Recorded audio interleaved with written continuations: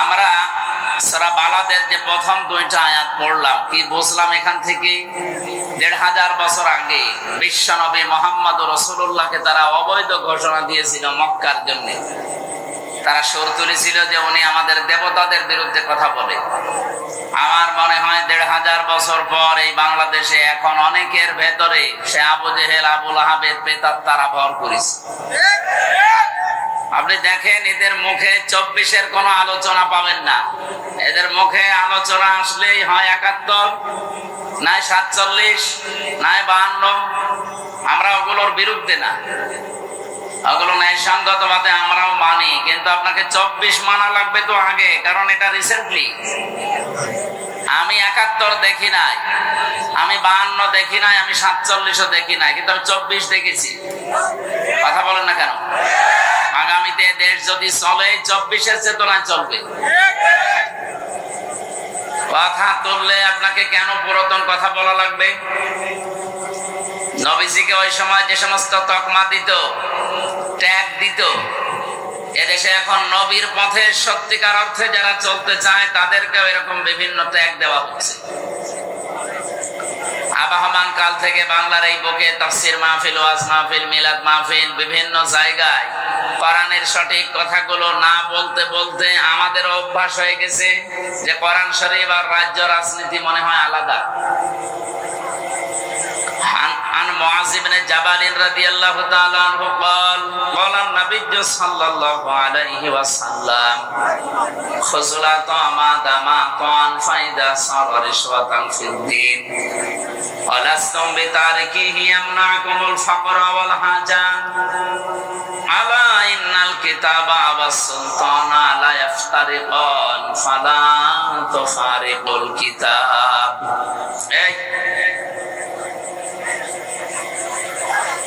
এখানে কেউ জান মিটিয়ে দেন। হ্যাঁ, একটু তাড়াতাড়ি করে।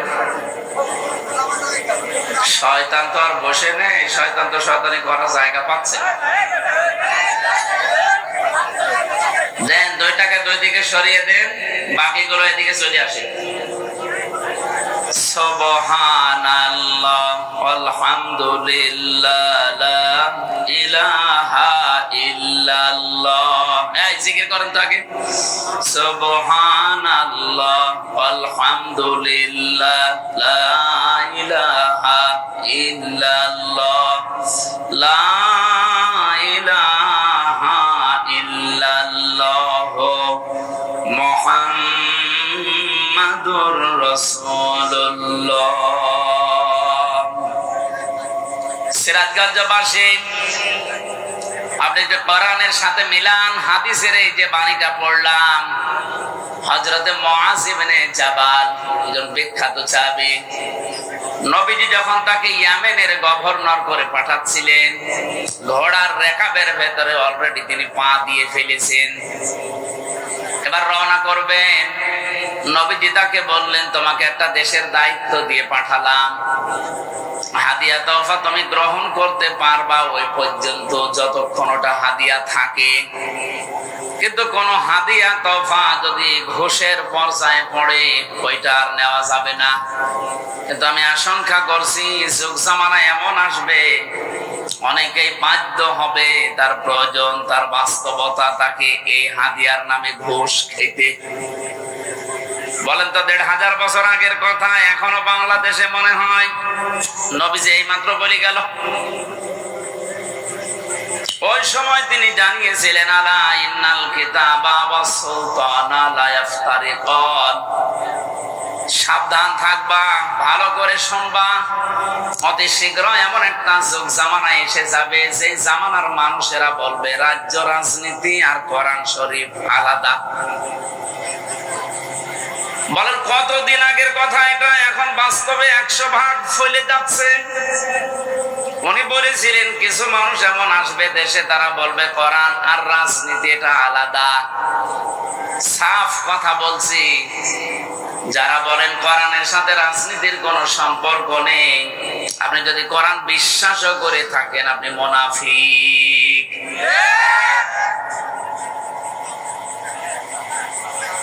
খালা তুফারিকুল কিতাব, হে আমার উম্মতেরা সাবধান, কোনদিন আল্লাহর কিতাবের রাজনীতি থেকে নিজেকে আলাদা করবা না। একটা শব্দ যদি ভুল বলি, মানিয়ে বলি, কোন আলেমকে নিয়ে এসে বসিয়ে রাখেন। নবীজি বলেছিলেন এমন সময় দুনিয়াতে আসবে, ওই জামানার মানুষগুলো কথা বলবে যে কোরআন শরীফ আর রাজ্য রাজনীতি এটা আলাদা।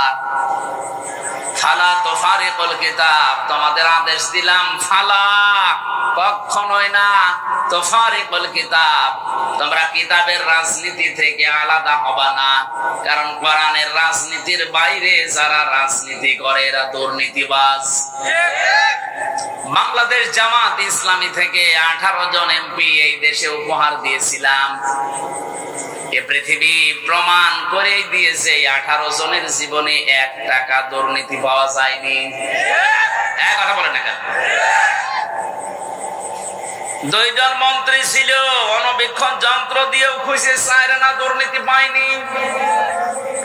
মাওলানা মতিউর রহমান নিজামী রহমতুল্লাহ আলাইহি, আল্লাহর এই শহীদ বান্দা মন্ত্রিত্ব চালিয়ে 36 টাকা বেঁচেছিল, রাষ্ট্রকে ফেরত দিয়েছে।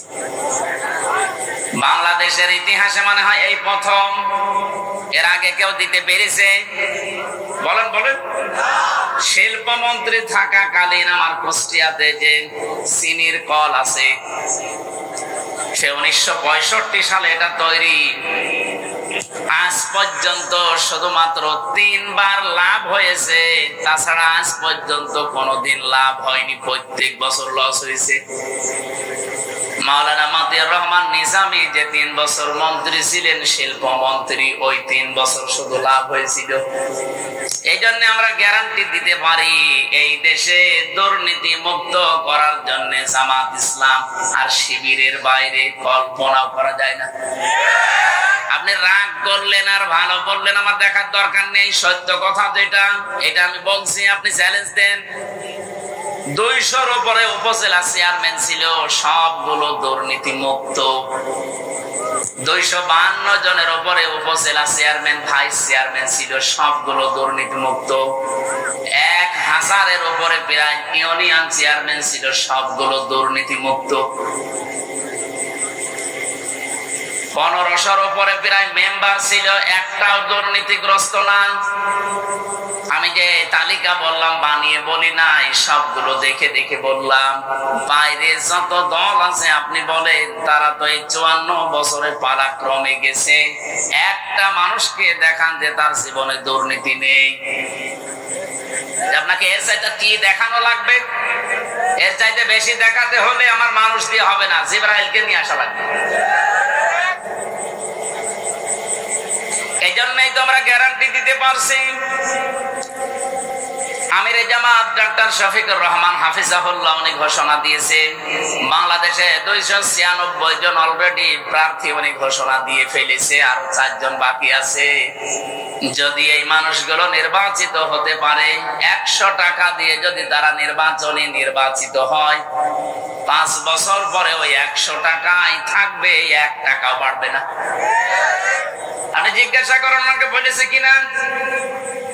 আমার যেদিন ঘোষণা হয় জানিয়েছে যে কয় টাকা নিয়ে এমপি হবেন, এমপি 5 বছর থাকার পরে ওই 1টা টাকাও বাড়বে না, বাড়লে খবর আছে। আপনি বাংলাদেশে 73টার উপরে দল আছে, 49টা শুধু নিবন্ধিত। শেষে আমাদের নিবন্ধন ফিরিয়ে দিয়ে 50টা হয়েছে। যতগুলো নিবন্ধিত দল, আমি চ্যালেঞ্জ দিলাম, যদি ঘোষণা দিতে পারে যে আমার দল থেকেও যদি কেউ এমপি হয়, মন্ত্রী হয়, 5 বছরে তার 1টা টাকা বাড়বে না, আরো কমে যাবে, আমার মনে হয় কোন দল থেকে এমপি দাঁড়াবেই না। চিন্তা করবে, ছাতা করে করবো কি? আমি আসি এই রাস্তায় 10 কোটি টাকা খরচ করে 100 কোটি টাকার মালিক হওয়ার জন্য। আরে কি ঘোষণা দিল যে 1টা টাকাও নাকি বাড়বে না? ও ছাতা আমার দরকার নেই, আমি সুবহানাল্লাহ জিকির করি। এই ময়দানগুলোতে সত্যি করে বলছি, আমরা কোরআনের কথাগুলো সঠিকভাবে না বলতে বলতে আমাদের অভ্যাসী হয়ে গেছে। এখানে মনে হয় কবরের কথা বলা লাগবে, সে কবরের কথাও তো আপনারা বলতে দেন না। কারণ কবরের ভেতরে প্রথমে আপনাকে নেওয়ার সময় যে কথা আমরা বলি আপনার জীবনের সাথে তো মেলে না। কবরে প্রথম নাম্বারে বলা হবে বিসমিল্লাহি ওয়া আলা মিল্লাতি রাসূলিল্লাহ, আল্লাহর নামে রাসূলের দলে তুলে দিয়ে গেলাম। আপনি আল্লাহর নামেও নেই, রাসূলের দলেও নেই। এই কথা বলেন না কেন? عن أبي ذر رضي الله تعالى عنه قال قال النبي صلى الله عليه وسلم من ادعى ما ليس له فليس منا وليتبوأ مقعده من النار। মুসলিম শরীফের হাদিস। নবীজি বলেন, কোন ব্যক্তি যদি এমন জিনিসের দাবি করে যে জিনিসটা তার না, জোর করে হোক, জবরদস্তি করে হোক, দখল করে হোক, চাঁদাবাজি করে হোক, ছিনতাই করে হোক, চুরি করে হোক, কোন মানুষের জিনিস যদি নিজের দখলে নিয়ে নেয় তার দুইটা শাস্তি অনিবার্য।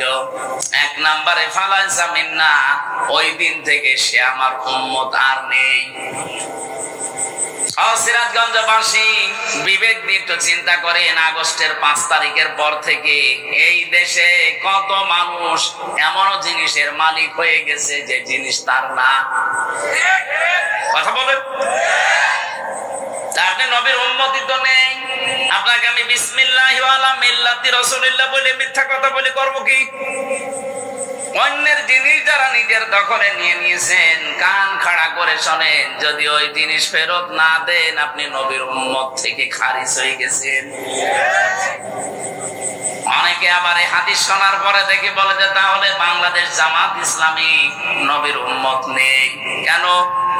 কারণ তারা ইসলামী ব্যাংক দখল করেছে। এত বড় ডাহা মিথ্যা কথা আপনি বলতে পারলেন? এই দেশে কয়েকদিন আগে একজন ঘোষণা দিয়েছিল, ইসলামী ছাত্র শিবির 1971 সালে রক কেটেছে। বলেন তো, ছাত্র শিবির প্রতিষ্ঠা হয়েছে 1977 সালে, 71 সালে রক কাটলো কি করে? বন্ডামি তো একটা শেষ থাকে। আমার মনে হয় মেয়াদ উত্তীর্ণ গাঁজা খেয়ে এই কথা বলা সম্ভব। কারণ মেয়াদওয়ালা গাঁজা খায় যারা, আমি তো দেখি লালনের মাজারে তো গাঁজার ফ্যাক্টরি, ওখানে যারা গাঁজা খায় ওরা মেয়াদ উত্তীর্ণ গাঁজা খায় না, মেয়াদ দেখে খায়। এই জন্য ওরা এরকম উল্টা পাল্টা বকে না, ওরা চুপ করে থাকে, গাঁজা খেয়ে পড়ে থাকে, কারণ পুলিশে পাহারা দেয় যে গাঁজা খান আমরা আছি।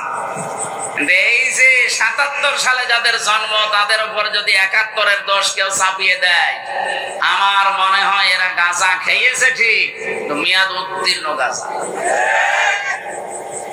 যে লোকটা বললো যে ইসলামী ব্যাংকও ছিনতাই হয়ে গেছে, আপনি এই কথা বললেন কি করে? ইসলামী ব্যাংক যাদের দ্বারা ফেরত পেয়েছে, ছিনতাই হলো কি করে? ব্যাংকে আপনার বলেন, যাদের মাথার ঘাম পায়ে ফেলে ব্যাংকটা তৈরি করা, তাদেরটা হাত ছাড়া হয়ে গিয়েছিল, ছিনতাই হয়ে গিয়েছিল, এখন তারা সেটা ফেরত পেয়েছে। আপনারও কোন জিনিস যদি এই 15 বছরে হারিয়ে যায়, ছিনতাই হয়ে যায়, কেউ কেড়ে নেয়, সেটা যদি আপনি ফেরত পান তাহলে এই হাদিসের শাস্তির আওতা মুক্ত থাকবেন। কথা বোঝা গেছে? এই 15 বছরে যদি আপনার দোকান কেউ কেড়ে নেয়, আপনার জমি কেউ দখল করে নেয়, আপনার ঘর বাড়ি কেউ নিয়ে নেয়, আপনার কাছে টাকা পয়সা কেউ চাঁদাবাজি করে হোক, যে কোনো কায়দায় নিয়েছে, এটা যদি এখন আপনি ফেরত পেয়ে যান, আপনি এই হাদিসের শাস্তির আওতা মুক্ত থাকবেন। দ্বিতীয়টা আর একটু কঠিন আছে, নবীজি বলেন সে যেন জাহান্নামে নিজের একটা স্থান তৈরি করে নিল। বলেন নাউজুবিল্লাহ।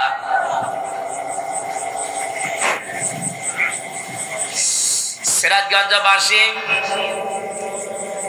যে তালিকাটা বললাম, বলেন তো এই মানুষগুলোকে দুর্নীতি মুক্ত করার জন্য জামাত ইসলামী বাংলাদেশ তাদের পেছনে কি লোক সেট করে রেখেছিল? একটার পেছনে একটা লোক সেট করা ছিল না, তাদের ভেতরে শুধু ভয়টা তৈরি করে দিয়েছিল এই সাংগঠনিক মাধ্যমে আমার আল্লাহর কাজ। এখনো যারা আছে মন থেকে, যারা একামতে দ্বীনের কাজ করে, এই মানুষগুলোর ভেতরেও শহীদ আব্দুল কাদের মোল্লার মতো আল্লাহর ভয় আছে। মুসলমান ভাইরা,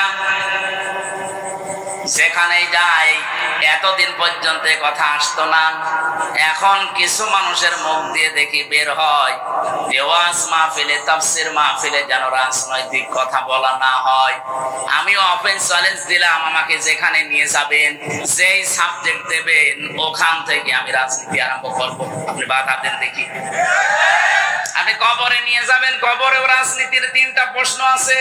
মার রাব্বুকা ওয়া মান নাবিয়্যুকা ওয়া মা দীনুকা, 3টাই রাজনৈতিক প্রশ্ন। আপনি নিয়ে যাবেন কোথায়? যদি জন্মে নিয়ে যান, জন্মে আমি রাজনীতি আরম্ভ করব, কারণ সর্বপ্রথম জন্ম নিলেই বলা লাগবে আল্লাহু আকবার। এর চাইতে বড় রাজনীতি কি আছে?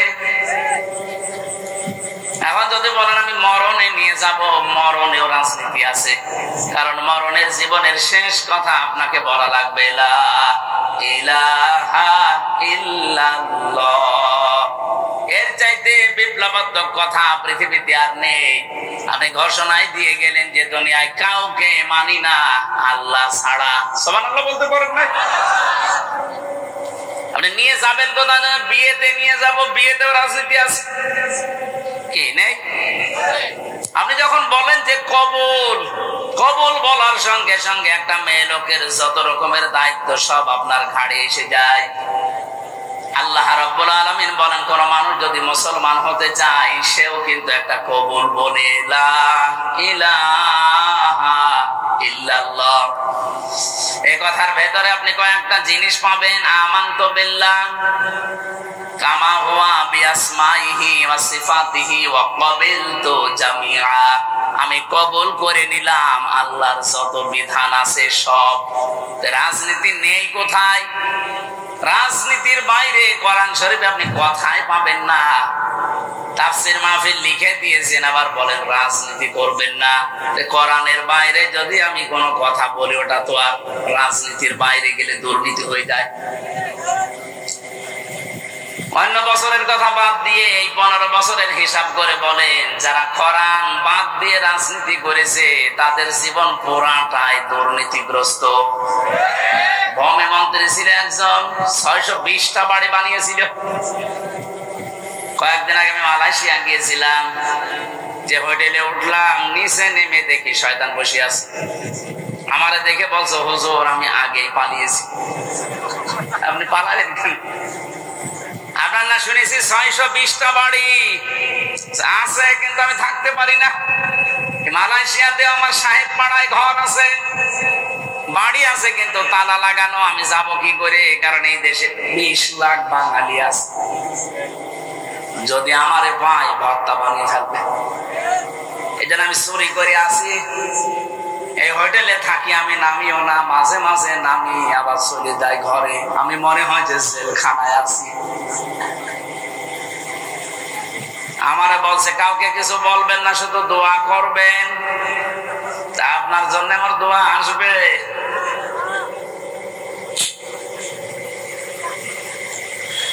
এই জন্য যারা যেভাবে কথা বলতে আরম্ভ করেছে, আপনি এই 15.5 বছরে একদিনও কোনদিন আপনার মুখ দিয়ে শুনে নাই যে একামতে দিনের দায়িত্বে দেশে যারা আছেন এই মানুষগুলো 1971 সালের অপরাধী, একদিনও বলেন নাই। হঠাৎ করে আপনার মুখ দিয়ে কথা আসতেছে, তার মানে আপনার ভেতরে কোনো দুর্বিসন্ধি আছে। আর এই দেশের মানুষ এখন অত পাগল আর নেই। আগস্টের 5 তারিখের আগে যেমন পাগল ছিল। কথা বলেন না কেন? যেহেতু এখন সব চালাক হয়ে গেছে, যত বলবেন আপনি তত বসবেন। এই দেশে যেই কয়জনই বললো, দেখেন তাদের মানুষ এখন কুকুরের চাইতেও বেশি ঘৃণা করে। যারা 71 শুরু করেছিল, দেখেন এই যে কিশোরগঞ্জের ফজু পাগলায়, ফজলুর রহমান পাগল, ডাকরাম ফজু পাগলা। এই যে পাবনার যেটা হাবিবুর রহমান হাবিব, সবগুলো এসেছে একেবারে জায়গা থেকে। আপনি বলেন তো এদের দিকে তাকিয়ে, এরা যা আরম্ভ করেছিল এতদিন তো কিছু বলে নাই। হঠাৎ করে আগস্টের 5 তারিখের পরে এই জিকির তাদের মুখে দিয়ে দিল কে? যারাই দিয়েছে জাতি কিন্তু বুঝে ফেলেছে। এই জন্য এদের থেকে শিক্ষা নেন। আজকে কিশোরগঞ্জে মানববন্ধন হয়েছে, মিছিল হয়েছে, সংবাদ সম্মেলন হয়েছে যে ফজু পাগলারে যদি দেওয়া হয় এ জেলা উলট পালট হয়ে যাবে। বিএনপির লোক যারা তারা বলছে। পাবনাতে হাবিবুর রহমান হাবিবের নামে সংবাদ সম্মেলন করেছে আর এক দল, যে ওরে যদি দেওয়া হয়, ও এসেছে ছাত্রলীগ থেকে, ওরে দিলে আমাদের এই জেলা উলট পালট করে ফেলবে। তা আপনারা জামাত ইসলামী বাংলাদেশের বিরুদ্ধে লাগার কথা বলে আসলে তো সরাসরি লাগেন আপনারা ইসলামের বিরুদ্ধে। এই জাতি এখন আমার মনে হয় পাগল, যদি একটু ভালো হয়ে যায় সবই বুঝে ফেলে। এই জন্য এরকম পাগলামি যেন আর কেউ না করে। এই এলাকায় যদি এরকম পাগল থাকে, সিরাজগঞ্জে না রেখে পাবনায় পাঠিয়ে দেবে। কি কথা বলে না কেন? পাগল বাইরে থাকলেই সমস্যা। সেদিন গিয়েছিলাম পাবনায়, যে দেখলাম পাগল বেশি নেই। কর্তৃপক্ষের একজনের সাথে কথা বললাম, বছর হতো পাগল ছিল কিন্তু সব চলে গেছে, আবার যদি পান পাঠাবে। আমার মনে হয় সিরাজগঞ্জেরও কিছু মানুষ পাঠানো দরকার, যারা শুধু ওই 47, 52 আর 71 নিয়ে পড়ে আছে, 24-এর কথা তাদের মুখে নেই। এমনও ঘোষণা তারা দিচ্ছে যদি আমরা চেয়ার পাই 24 বলে কিছু থাকবে না। এমন এমন কথা তারা জানায়, যদি এখনই চেয়ার পেলে 24 না 25ও রাখবে। বলেন আমার যে তেলাওয়াতকৃত আয়াত, আল্লাহ বলেন, হে নবী কি ভয় দেখায় ওরা? আমি আপনাকে কসম দিয়ে বললাম, আনতা হাইল্লুম বিহাদাল বালাদ, আপনি এই নগরীর বৈধ নাগরিক। এই 54 বছরে বাংলাদেশ জামাত ইসলামী প্রমাণ করে ফেলেছে, এই দেশের সত্যিকার অর্থে ভালোবাসার যদি মানুষ থাকে জামাত ইসলামীতে আছে। এরা প্রমাণ দেয়নি? এর চাইতে কি প্রমাণ আপনি নিতে চান আবার বলেন? গত পরশুদিন হিন্দু, বৌদ্ধ, খ্রিস্টান এদের সাথে ভিন্ন ধর্ম অবলম্বী যারা, তাদের সাথে কুষ্টিয়ার বাংলা জামাত ইসলামীর একটা আলোচনা ছিল। আমারে 10 মিনিট কথা বলতে দিন। হিন্দু পরিষদের যিনি সভাপতি, উনি কথা বলতে আরম্ভ করে বলছে, হুজুর আপনি এমপি নমিনেশন নিয়েছেন এখানে জামাত ইসলামী থেকে, আপনার পেছনে আমরা আছি, কিন্তু গ্যারান্টি দেওয়া লাগবে, আমাদের কথা দেওয়া লাগবে। 54 বছরে বহু মানুষ কথা দিয়েছে, কেউ কথা রাখে না, শুধু আমাদের ব্যবহার করেছি। আমরা বিভিন্ন ভয়ে আছি, আমরা বিভিন্ন বৈষম্যের শিকার হয়ে আছি। আমরা যেন এই আশ্বাসটা পাই যে এগুলো সব দূর হয়ে যাবে, আমরা নিরাপদে আপনাদের মতো থাকতে পারবো। আমি ওনাকে ওই দিন গ্যারান্টি দিয়ে বলেছি, আমাদের আমির ডক্টর শফিকুর রহমান উনি জানিয়েছে, দেশের মসজিদ যেমন পাহারা দেওয়া লাগে না, মন্দিরও পাহারা দেওয়া লাগবে না যদি ইসলাম ক্ষমতায় আসে। কথা বলেন, কথা বলেন। ওনারা আশ্বাস পেয়েছে, বলেছে যে আমরা সামনে চেষ্টা চালাবো ইনশাআল্লাহ। গত পরশুদিন গোবিন্দ পরামানিক বাংলাদেশের হিন্দু মহাজোটের মহাসচিব উনি জানিয়েছে, দেশে জামাত ইসলামী যদি ক্ষমতায় আসে তাহলে এই দেশে সবচেয়ে বেশি নিরাপদে থাকবে অন্য ধর্মের মানুষেরা। এখানে হিন্দু মানুষের কথা বলছে আর আপনি বলছেন না। এজন্য বৈধ নাগরিক এই দেশের আমার মনে হয় যারা ইসলাম ভালোবাসে, দেশ ভালোবাসে মন থেকে, তারা। রব্বুল আলামিন বলেন, আমি যেখানে থেকে তেলাওয়াত করেছিলাম এই জায়গা থেকে, ফালাকতা হামাল আকাবাতা ওয়া মা আদরাকা মাল আকাবা। হে নবী, তারা গিরিপথ পাড়ি দিতে রাজি না। এদেশে অনেকেই শর্টকাটে সোজা জান্নাতে যেতে চায়। শর্টকাটে সোজা জান্নাতে যাওয়ার কোন রাস্তা আল্লাহ কোরআনে দেয়নি, আল্লাহ আকাবাটা দিলেন। তারা গিরিপথ, দুর্গম পথ, এই কঠিন পথ পাড়ি দিতে এরা রাজি না, অথচ এই গিরিপথ পাড়ি দিয়ে আমি আল্লাহ জান্নাত রেখে দিয়েছি। বলেন সুবহানাল্লাহ। গিরিপথটা কি? যারা সত্যি একেবারে শুরু থেকে শেষ পর্যন্ত কোরআন একবারও পড়েছে, তারা এই গিরিপথে পা বাড়িয়েছে। গিরিপথের বর্ণনা আল্লাহ দিচ্ছেন এই দুর্গম পথটার। 1 নম্বরে ফাক্কু রাকাবা। ফাক্কুন মানে মুক্তি, রাকাবা মানে দাস। যারা দাস মুক্তির জন্য দুনিয়াতে কাজ করে, এই আয়াতের একেবারে শেষের দিকে পাবেন উলাইকা সাহাবুল মাইমানা। রব্বুল আলামিন বলেন এই মানুষগুলোই সৌভাগ্যশালী, এরাই ডানপন্থী, এই মানুষগুলোই সফল হবে। তাহলে প্রথম কর্মসূচি, বাংলাদেশে যদি সফল হতে চান, দুনিয়া আখিরাতে যদি আপনি সৌভাগ্যশালী আল্লাহর দরবারে হতে চান, এই কর্মসূচি এই দেশে হাতে নেওয়া লাগবে। আর আমি কোরআনের সাথে মিলিয়ে দেখলাম বাংলাদেশ জামাত ইসলাম এটা হাতে নিয়েছে। ফাক্কু রাকাবা মানে কি বললাম? দাস মুক্তি। যেহেতু বাংলাদেশে দাস প্রথা নেই, তাহলে আয়াত কি করবেন? ওই জামানায় মানুষ বেচা কিনা চলতো, মানুষ মানুষকে দাস বানিয়ে রাখতো। এই কিন্তু এই আয়াতটা তো ব্যাখ্যা করা লাগবে। এখন ব্যাখ্যায় নিয়ে আসতে হলে এভাবে নিয়ে আসতে হবে আপনাকে, পৃথিবীতে মানুষ হয়ে যারা মানুষের দাসত্ব করে, মানুষের গোলামি করে, এখান থেকে যারা মানুষকে মুক্ত করে আল্লাহর গোলাম বানাতে চায়, আল্লাহর দাস বানাতে চায়, তারা এই দেশে সফল হবে। আর এটা বাংলাদেশ জামাত ইসলামী করছে। তারা চায় জমিন আল্লাহর, এখানে আইন চলবে আল্লাহর। সাফ কথা বলছি, বাংলাদেশে যারা আল্লাহর আইন বাদ দিয়ে মানুষের তৈরি করা আইন যারা কায়েম করতে চান, আপনি মরে গেলে জান্নাত পাবেন না, এটাই ফাইনাল। কারণ আপনি কোরআনের 918টা আয়াত মানেন না। কয়টা? 918টা আয়াত আপনি মানেন না।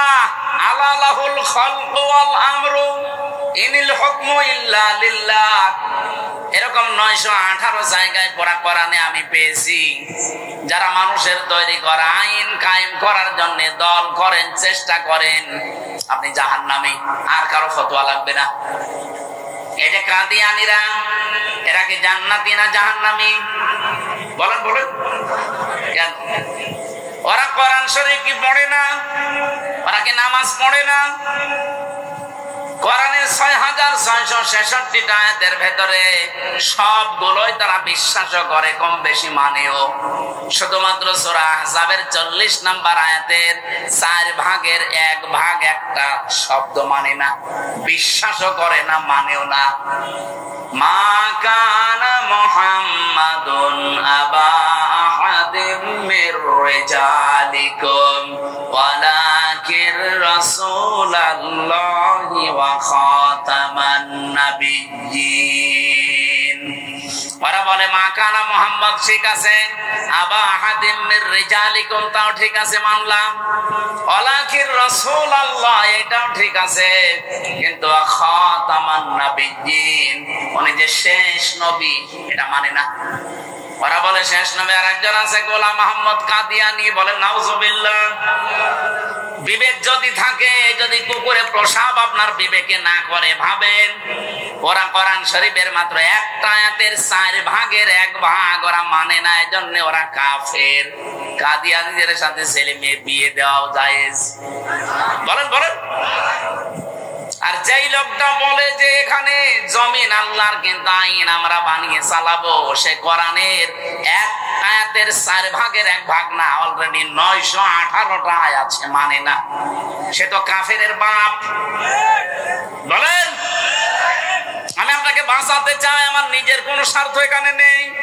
কোরআনের চোখ হাদিসের চোখ লাগিয়ে দেখতে পাচ্ছে আপনি জাহান্নামে যাচ্ছেন, ফিরে আসেন। এরপরও যদি কারো মন মানসিকতার পরিবর্তন না হয়, আমির হামজা না, আমির হামজার বাবা না, আমার মনে হয় কাবার ইমাম যদি এখানে ওয়াজ করে আপনার কিছুই হবে না। নবীদের মুখে ওয়াজ শুনেছিল আবু সেহেল আর আবু বকর, দুইজনের নামের আগে আবু আছে। এক আবু কোরআন শোনার পরে জান্নাতি হয়ে গেছে, আবু বকর সিদ্দিক। আর এক আবু কোরআন শোনার পরে ওর ঈমান বাড়ে না, ওর শয়তানি বেড়ে অলরেডি জাহান্নামী হয়ে গেছে। কথা বলেন না কেন? প্রথম আবু হয়ে গেলেন সিদ্দিক, উনি তো আবু বকরই ছিলেন। সত্যকে সত্য শোনার পরে জানার পরে যখন দ্বিধাহীন চিত্তে মেনে নিলেন যে না আমার কোনো প্রশ্ন নেই, নবীজি বললেন তোমাকে আজকে আমি আর খালি হাতে ফেরত দেব না। মেরাজের মতো এত বড় কঠিন কাহিনী যখন বিশ্বাস করে ফেলেছো, আজকে থেকে তোমার নামে একটা লকব লাগিয়ে দিলাম, তুমি শুধু আবু বকর না, আবু বকর সিদ্দিক। সিরাজগঞ্জবাসী, সত্যকে সত্য জানার পরে যারা সত্যিই মেনে নিতে পারে প্রশ্ন ছাড়া দ্বিধাহীন চিত্তে, তারা কিয়ামতের দিন আবু বকর সিদ্দিকের সাথে জান্নাতে থাকবে। আর যারা সত্যকে সত্য জানার পরও আবু জেহেলের মতো মানে না, ওই মানুষগুলো কিয়ামতের দিন জাহান্নামে থাকবে আবু জেহেলের সাথে। এদেশে কর্মসূচি সবার আছে কম বেশি, কিন্তু কোরআন কেন্দ্রিক এই 5টা কর্মসূচি জামাত ইসলামী বাংলাদেশে আছে। এরা চাই মানুষকে আমরা মানুষের তৈরি করা আইন থেকে, গোলামি থেকে মুক্ত করে আল্লাহর গোলাম বানাতে চাই। যদি এই কর্মসূচি জামাত ইসলামী বাংলাদেশে না থাকে, এই জামাত করারও দরকার নেই। এই কথা বলেন, আমরা কোন ব্যক্তির গোলাম হতে চাই, কোন দলের গোলাম হতে চাই? আমরা গোলাম হব কার? কিন্তু সেই দলের ভেতরে কোরআন কারীমের বর্ণিত এই গুণগুলো আমরা পাবো, মাস্ট বি আবু বকরের মতো সেখানে যাব। তাহলে আজকে থেকে সিদ্ধান্ত আপনার উপরে। ৭৩টা দলের ভেতরে যারা আল্লাহর তৈরি করা আইন কায়েমের জন্য চেষ্টা চালায়, যারা মানুষকে দাস মুক্তি করতে চায়, মানুষের গোলাম থেকে আল্লাহর গোলাম বানাতে চায়, আপনি চোখ কান বুঝে তাদেরকে সাপোর্ট করবেন। যেই দল পাবেন এরকম সেই দলে যাবেন। আমি আপনাকে জামাত ইসলামী, ইসলামী ছাত্র শিবির, ইসলামী ছাত্রী সংস্থা করতে বলছি না, কিন্তু কোরআনে বর্ণিত এই নিয়মটা যেখানে পাবেন সেখানে যাবেন। আমি জামাতে পেয়েছি, জামাতে গেছি। কোন দলের ভেতরে এই কর্মসূচি আমি পাইনি। 2 নাম্বারটা কি?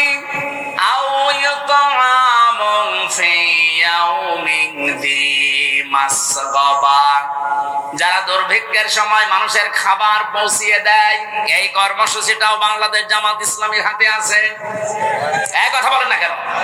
এই 14 বছরে তো তারা দেখিয়েছে।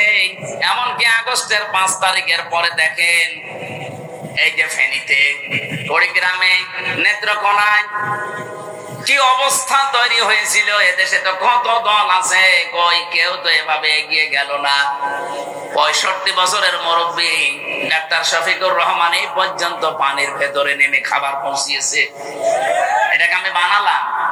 বলেন বলেন। বাস্তবতা আমি যেখানে দেখতে পাচ্ছি যে কোরআনের সাথে এদের জীবন চরিত্র মিলে যাচ্ছে, সেটা বাদ দিয়ে আমি যাব কোথায়? খাবারের ব্যবস্থা করা লাগবে। দুর্ভিক্ষের সময় অসহায় মানুষ যারা, তাদের কাছে কত মানুষের ব্যাংকে টাকা ছাতা পড়ে যায়। 50 কোটি টাকা ব্যাংকে পড়ে আছে, কেন ওখান থেকে 5 কোটি টাকা একটু দুর্ভিক্ষের সময় ছড়িয়ে দেওয়া যায় না? কি করবেন টাকা নিয়ে? এখন যদি চোখ বন্ধ হয়ে যায়, এই টাকায় আপনাকে জাহান্নামে নেওয়ার কারণ হবে। আর না, আপনাকে বলে করবো, আপনি তো জাহান্নামে বিশ্বাস করেন না। আপনি তো জাহান্নাম আছে এইটাই বিশ্বাস করেন না, আপনাকে বলে করব কি? আমরা যারা অন্তত বিশ্বাস করি তাদেরকে বলছি, এ জীবনে জীবন শেষ না, আর একটা কিন্তু বিশাল জীবন আসতেছে সামনে। 3 নম্বরে যারা ইয়াতিম, যারা নিজের নিকটের ভেতরে যারা ইয়াতিম, এদের খোঁজ খবর রাখে। বাংলাদেশে কোন দলের কর্মসূচিতে আপনি এইটা পাবেন বলেন? যদিও আমরা যারা জামাত ইসলামী করি এটা 100% আমরাও মানতে পারছি না, কিন্তু আমরা চেষ্টা চালাই। আমরা মানতে পারি না কেন? আমাদের পরিবারস্থ এমন লোক আছে যাদের কারণে আমরা সব রক্তের সম্পর্কগুলো 100% টিকিয়ে রাখতে পারি না। আজ আমার নিজের ভাইয়ের সাথে আমার সম্পর্ক ভালো না, আমার বোনের সাথে আমার সম্পর্ক ভালো না, এটার ভেতরে যতগুলো কারণ আছে, অন্যতম কারণ আমার পরিবারটা। এদের থেকে আমি সাপোর্ট পাই না, এজন্য আমার রক্তের সম্পর্ক দূরে চলে যায়। এরকম পরিবার দেশে নেই? বলেন বলেন। সিরাজগঞ্জবাসী, বিশেষ করে মেয়েরা যারা এসেছেন তাদেরকে একটু টাচ দেয়। শুধু নামাজ পড়া, রোজা রাখার, কালো বোরকা পরা ইবাদত না। নবীজি বলেন, কোন স্ত্রী যদি চায় যে আমার স্বামী আরো বেশি দিন বেঁচে থাক, আমার স্বামীর হায়াত বেড়ে যাক, আমার স্বামীর সন্তান সম্পদ আরো বৃদ্ধি পাক, ওই মহিলা যেন স্বামীকে বলে, স্বামী আর চাই করো, রক্তের সম্পর্কগুলো ঠিক রাখো। কিন্তু আজ হাজারো পরিবারে এই স্ত্রীর কারণে স্বামী বাধ্য হয় রক্তের সম্পর্ক ছিন্ন করতে। কথা বলেন, কথা বলেন। এই জন্য আমাদের যে রিপোর্ট বই আছে, দেখবেন এখানে একটা ধারায় লেখা আছে, প্রত্যেক সপ্তাহে অন্তত একদিন পারিবারিক বৈঠক করা লাগবে। পারিবারিক বৈঠকে কি আমরা একে অন্যকে কি গোতা দেই? ওখানে কোরআন থেকে হাদিস থেকে পড়ে শোনানো হয়, তালিম করা হয়। অন্তত পরিবারের ভেতরে এই বিশ্বাস যেন জন্ম নেয় যে আমার স্বামী রক্তের সম্পর্কগুলো ঠিক রাখছে আমাদের বাঁচার জন্যই। এই কর্মসূচি আমাদের হাতে নেওয়া লাগবে।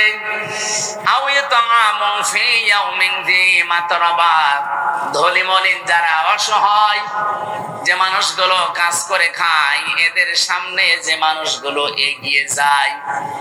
এই যে ভীষণ গরম গেল কয়েকদিন, আমি নিজে দেখেছি কুষ্টিয়াতে বাংলাদেশ জামাত ইসলামী শুধুমাত্র একটা দল পেলাম, এক প্যাকেট স্যালাইন, এক প্যাকেট পানি, এক বোতল পানি আর কিছু শরবত নিয়ে ধুলি মলিন যারা কাজ করে খায়, রাস্তায় থাকে, তাদেরকে নিয়ে এই গরমে খাওয়াচ্ছে।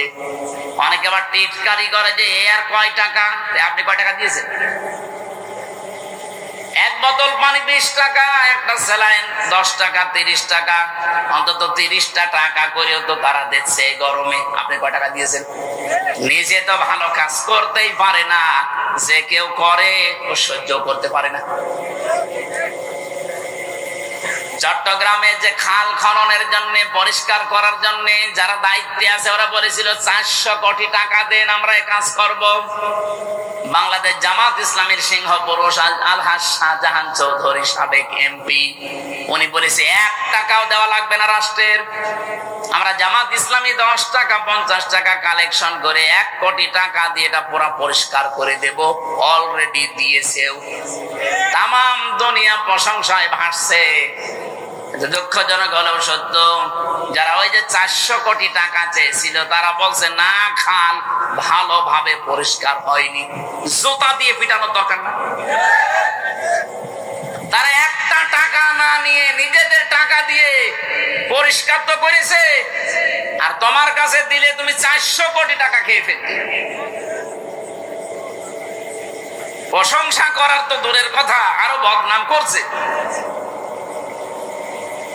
ওরা তো কোরআন থেকে এটা নিয়েছে, ধলি মলিন যারা, মাতরাবা মানে ধলি মলিন যারা রাস্তায় থাকে, যারা কাজ করে খায়, এরকম মানুষের কাছে যারা খাবারের ব্যবস্থা করে পৌঁছিয়ে দেয়, তাদের এই ধোলা মলিন চেহারায় হাসি নিয়ে আসে। এই কর্মসূচি বাংলাদেশে যেই দলে পাবেন, আপনাকে আহ্বান জানালাম, ওই দলে যোগ দেবেন, তাহলে জীবনে সফল হতে পারবেন। অনেক মানুষ এরকম আছে যে না, আমি কোনো কিছুতে নেই, আমি নিরপেক্ষ, এটা একটা টাটকা শয়তান। পৃথিবীর কোন নবী নিরপেক্ষ ছিল না, কোন সাহাবী নিরপেক্ষ ছিল না। আপনাকে যে কোনো একটা পক্ষ নেওয়া লাগবে, হয় শয়তানের না আল্লাহর। এই কথা বলেন না কেন? যারা বলে যে না, আমি কোনো কিছুতে নেই, কিন্তু দলে দলে দেখবেন এমন মানুষকে সাপোর্ট করে যার চরিত্র শয়তানের চাইতেও খারাপ। সূরা আরাফের 83 নাম্বার আয়াতটা একটু বাড়িছে, মিলাবেন তো আপনারা? আজকেই মিলাবেন। 8 নাম্বার পারা 20 নাম্বার পৃষ্ঠায় এটা 3 নাম্বার লাইনে আছে, ফাআনজাইনাহু ওয়া আহলাহু ইল্লা ইমরাতাহু কানাত মিনাল গাবিরিন। রব্বুল আলামিন বলেন, ফেরেশতা 2 জন পাঠিয়ে দিলাম আসরের নামাজের সময় লূত নবীর কাছে। বললাম, আল্লাহর নবী, আপনার যে উম্মতরা আছে তাদেরকে নিয়ে আপনি এখান থেকে চলে যান, মাগরিবের সময় এখানে আল্লাহর গজব নাযিল হবে, কিন্তু সাবধান, আপনার স্ত্রীকে নেবেন না। ও সিরাজগঞ্জবাসী, হাদিস থেকে কি বুঝলেন? কোরআনের আয়াত এটা, কি বুঝলেন এখান থেকে?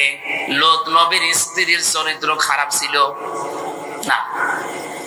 পৃথিবীতে কোন নবীর স্ত্রীর চরিত্র খারাপ ছিল না, কারণ হারাম রক্তের ভেতরে আল্লাহ নবীদের রক্ত প্রবেশ করার নাই।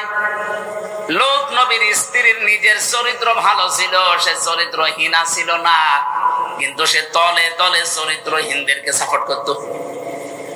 এই জন্য আল্লাহ তাকে ধ্বংস করে জাহান্নামে অলরেডি পাঠিয়ে দিয়েছেন। এই আয়াত থেকে আমরা যেটা প্রমাণ পেয়েছি, শুধু নিজে নামাজ পড়লে রোজা রাখলে পর্দা করলে হবে না। দেখা যায় এমন মানুষকে ভোট দেয়, এমন মানুষকে সাহায্য করে, এমন মানুষের পেছনে থাকে, এমন মানুষকে সাপোর্ট করে যার চরিত্র শয়তানের চাইতেও খারাপ, যার জীবনে কোনো আল্লাহর বিধান নেই, যার পরিবারে আল্লাহর বিধান মানে না, সমাজে আল্লাহর বিধান মানে না, অর্থনীতিতে আল্লাহর বিধান মানে না। এরকম আল্লাহ বিরোধী সীমা লঙ্ঘনকারী মানুষকে আপনি সাপোর্ট দেন, আপনার অবস্থা লূত নবীর স্ত্রীর মতোই হবে। এই জন্য এটা দুনিয়ার কাজ মনে করে ছেড়ে যাওয়ার কোনো কারণ নেই, এটা আখিরাতের কাজ। মাইয়াশফা শাফাআতান হাসানাতান ইয়াকুল্লাহু নাসীবুম মিনহা ওয়া মাইয়াশফা শাফাআতান সাজ্জিয়াতান ইয়াকুল্লাহু কিফলুম মিনহা। এই পৃথিবীর ময়দানে কেউ যদি ভালো কোনো কাজে সুপারিশ করে, সাহায্য করে, ভোট দেয়, রায় দেয়, সমর্থন জানায়, পেছনে থাকে, ও লোকটা ভালো কাজ করে যা পাবে আপনি শুধু সুপারিশ করে তাই পাবেন। বাংলাদেশে 300 এমপির ভেতরে 151 জন এমপি যদি এবার কোরআন বুকে নিয়ে সংসদে যেতে পারে, অধ্যাপক জাহিদুল ইসলাম তার ভেতরে মনে করেন একজন, এই 300-র ভেতরে মাত্র 151 জন যদি এবার যেতে পারে, ওনারা কোরআন বুকে নিয়ে প্রথম অধিবেশনে বলবে, মাননীয় স্পিকার আমরা নামাজের বিল চাই। বলবে না? যদি না বলে ভোট দেবেন না, কারণ এইটা ওনাদের একেবারে কড়াকড়ি লেখা আছে, আল্লাযীনা ইম্মাক্কান্নাহুম ফিল আরদ আকামুস সালাহ 31-41। কোন ইমানদারকে যদি আল্লাহ চেয়ারে বসায়, তাদের প্রথম কাজই হবে তারা নামাজের বিল আনবে। আর আমরা জানি ওনারা এটা করবে। এতদিনে 54 বছর আমরা যাদেরকে পাঠিয়েছি, তারা সংসদের প্রথম অধিবেশনে বলেছে আমরা নামাজের বিল চাই। বলেন বলেন। কিন্তু ওনাদেরকে এটা পড়িয়ে দেওয়া, ওনারা বলবে।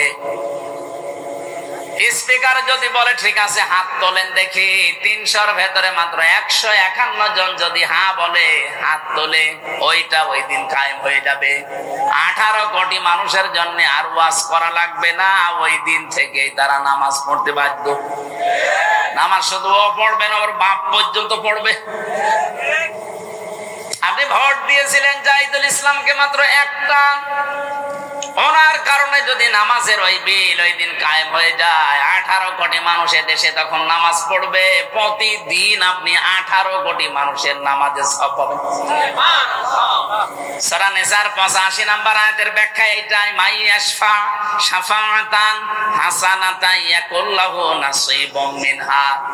পক্ষান্তরে অমাইয়াকসিব, কোন মানুষ যদি পৃথিবীতে একটা খারাপ কাজে, অন্যায় কাজে চরিত্রহীন মানুষকে সাপোর্ট দেয়, ওই লোকটা ক্ষমতা পেয়ে যত অন্যায় করবে, আপনার আমল নামায় ঠিক ওইটা ফ্লাক্সি লোড হয়ে যেতে থাকবে। আমার বয়স এখন 33, 92 সালে আমার জন্ম, এখন চলছে 25।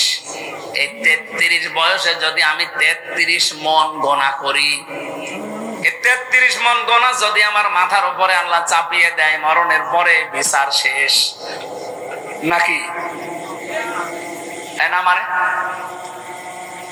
আমি 33 মন গোনা করেছি, 33 মন গোনার জন্য আল্লাহ চাপিয়ে দিল 33 মন, বিচার শেষ।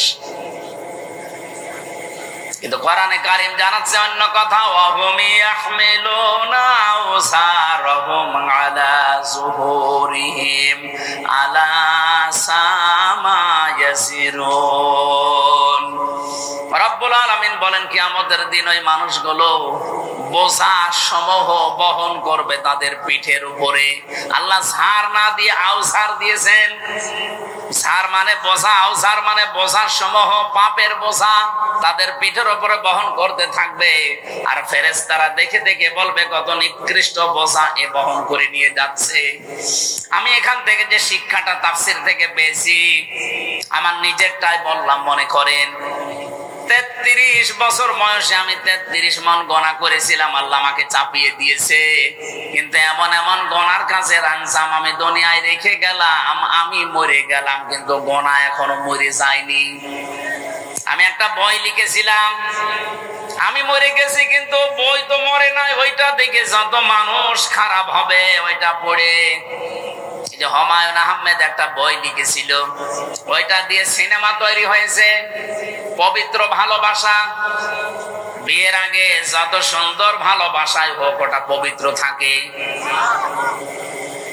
ভালোবাসা তো হবে বিয়ের পর।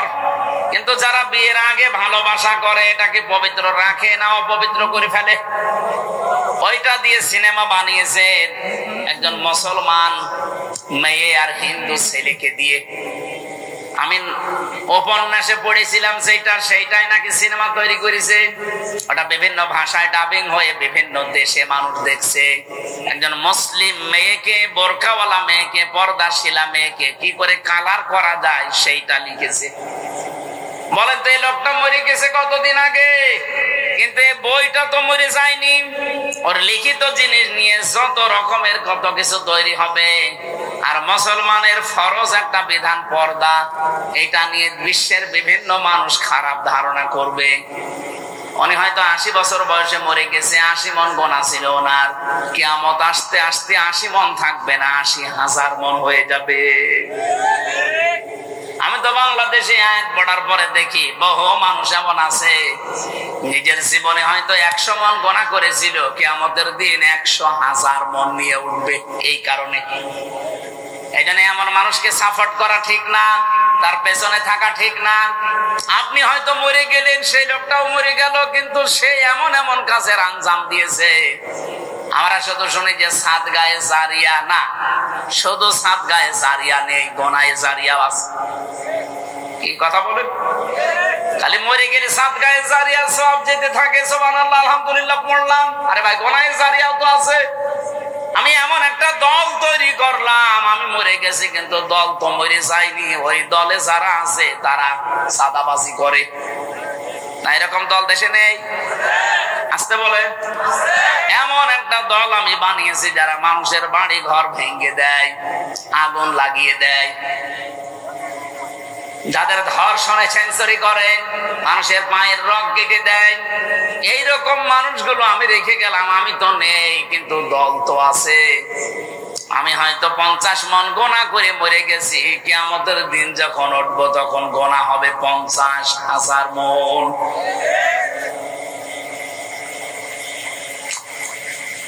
আমাদের উচিত এই মুহূর্তে আমাদের সিদ্ধান্ত পাল্টানো।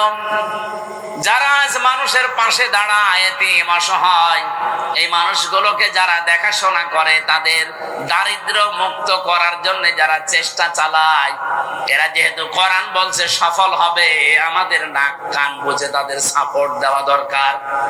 এরপরেও যদি কারো মনে না লাগে, সূরা বালাদ যেন সে বাড়ি যেয়ে পড়ে, সুম্মা কানা মিনাল্লাযীনা আমানু ওয়া তাওয়াসাউ বিস-সাবরি ওয়া তাওয়াসাউ বিল মারহামা। রব্বুল আলামিন বলেন, এরপরে মানুষগুলো যদি ঈমান আনে, ধৈর্য ধারণ করে, আর একে অপরকে রহমের, সবরের উপদেশ বাণী শোনায়, উলাইকা আসহাবুল মাইমানা, এই মানুষগুলোই দুনিয়াতে সফল, সৌভাগ্যশালী। জোরে বলেন সুবহানাল্লাহ। কোরআনে বর্ণিত এই 5টা কর্মসূচি যেই দলে পাবেন, ওই দলে যোগ দেওয়ার জন্য আপনাকে আমি হাতে পায়ে ধরে বলছি, কারণ আল্লাহ বলেন এরা সফল। ওয়াল্লাযীনা কাফারু বিআয়াতিনা, আর যারা কাফের, আল্লাহর আয়াতকে যারা মিথ্যা প্রতিপন্ন করে, আল্লাহর আয়াতের সাথে যারা গাদ্দারি করে, সীমা লঙ্ঘন করে, কোরআনে কারীম বলে উলাইকা আসহাবুল আলাইহিম নারুম মুকসাদা, তাদের উপর আমি জাহান্নামের আগুনগুলো স্থায়ী করে দেব। হুম আসহাবুল মাশআমা, এইগুলোই দুর্ভাগা, এই মানুষগুলোই হতভাগা, এদের দুনিয়া আখিরাত দুইটাই ধ্বংস হয়ে গেছে। আল্লাহ আমাদের এরকম হতভাগ্য যেন না করেন, বলেন আমিন। আফসোস লাগে আমার কোরআনের আয়াত দিয়ে ব্যাখ্যা করে করে কথা বলার পরও মানুষের মন আমি পাই না। আমার মনে হয় নবীজি যদি এখন আসতেন, কোরআনের সূরা বালাদ থেকে তাফসীর করলে বহু মানুষ নবীকে পর্যন্ত রাজাকার বলে গালি দিত। বলেন ইন্নাল্লাযীনা কাযযাবু বিআয়াতিনা ওয়াস্তাকবারু আনহা, নিশ্চয় যারা আল্লাহর আয়াত শোনার পরে মিথ্যা মনে করে, ওর বিশ্বাস হতে চায় না, ওয়াস্তাকবারু আনহা, এবং অহংকার করে মুখ ফিরিয়ে চলে যায়।